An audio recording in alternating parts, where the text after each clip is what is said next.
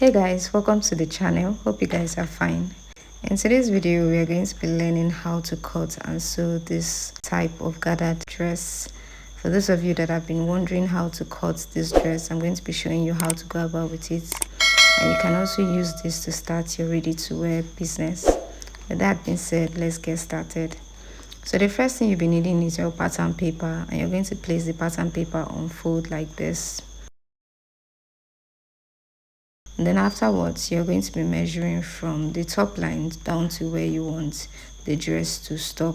So mine is about 34 inches, while the width of this pattern paper is 11 inches. So depending on your body size, yours can be 12, 13, 14.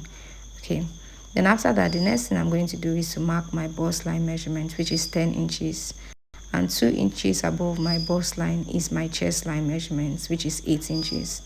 Then after that, I'll mark my back waistline measurements. I'm using back waistline because this is a dartless pattern. I wouldn't want any bulginess at the back of the dress. So mine is 15. And then I'll also mark my hip line for this dress. I'm using 23 inches. I'll do the same thing on the other side of the pattern paper. And I'm going to be drawing a straight line like this. And then take your time to label each of these lines so that you'll not get confused. Then after that, the next thing to do is to divide your shoulder by 2. I'm going to be marking it on the top line, and I'll also mark it on the chest line. And then from here, I'm going to come down by 1 inch. And with my straight rule, I'm going to connect it from the chest line all the way to that 1 inch point. Then next, I'm going to determine the neck width of this dress. So depending on how wide you want the neck to be, I'm using 3 inches for mine. For a plus size, I would advise you use 4 inches. But you can use 4 inches if you want it to be wide, even though you're not a plus size. And then from here, you're going to go down by 6 inches for all body sizes. And with your front curve, you're going to connect it drawing a curve like this. So it's not exactly a V neckline. It is like a curved V neckline. So after that, I'll use my straight rule to connect from this point like this, drawing the shoulder of this dress. Then the next thing now, on the chest line, I'm going to divide my bust by 4, and I'll mark it on the chest line like this. And then from here, I'm going to divide this line from here to here. I'll divide it by 2, and from that point, I'll go in by 1/2 inch like this. So with my front curve, I'm going to connect from this point all the way to that 1/2 inch point, and then to the chest line like this. While for the armhole for the back, you're going to connect from the bust line, that is that bust measurement, all the way to that midpoint like this. So this will be the armhole for the back, and this will be the armhole for the front. While for the neckline of the back, I'm just going to go in by 1/2 inch from this point, and with my front curve, I'm going to connect it like this. So this will be the neckline for the back. Then the next thing, I'm going to divide my waist by 4, and I'll mark it on the waistline. And for the hip, I'll divide my hip by 4, and I'll mark it on the hip line. And with my straight rule, I'll connect from the chest line to the waistline like this. And then from the waistline, I'm going to connect to the hip line. So here, I'm not going to be drawing exactly straight line. I'm just going to curve it a little bit, depending on your body size. Then from here, I'm going to mark whatever I have on the hip line. I'm going to mark it on the length of the dress, and I'll draw a straight line like this. So after that, the next thing I'm going to do is I'm going to divide my bust span measurement by 2. So my bust span is 7. Dividing it by 2, that is 3.5. And I'll mark it on the hip line. While from here, I'm going to go down by 4 inches. That is from the waistline. And with my front curve, I'm going to connect it like this. Then next, I'm going to mark 4 inches from the waistline on this point. And with my front curve, I'm going to connect it like this. So if you want the style to be exactly this way that is as shown here, this is what you're supposed to do.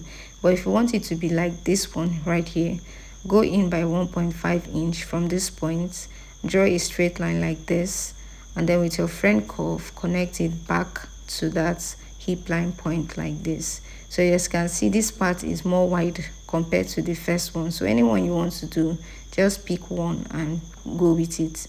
So I'm going to be going with the first one, and I'm just going to be cutting it through like this.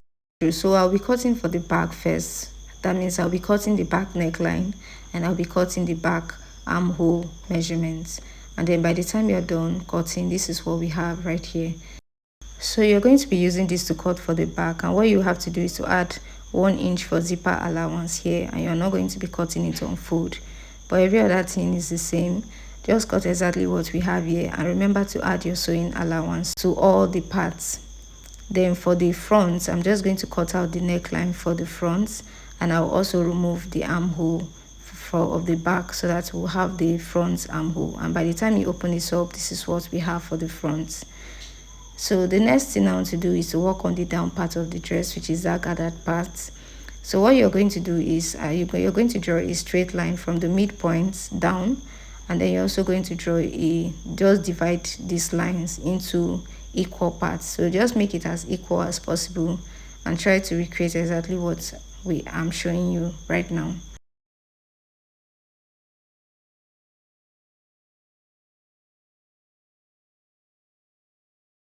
And then I'll label it 1 to 10. So just make sure you have equal lines on all sides. Even though it's not equal, let it be closely the same. So after you're done, you're just going to cut it out like this from 1 all the way to 10.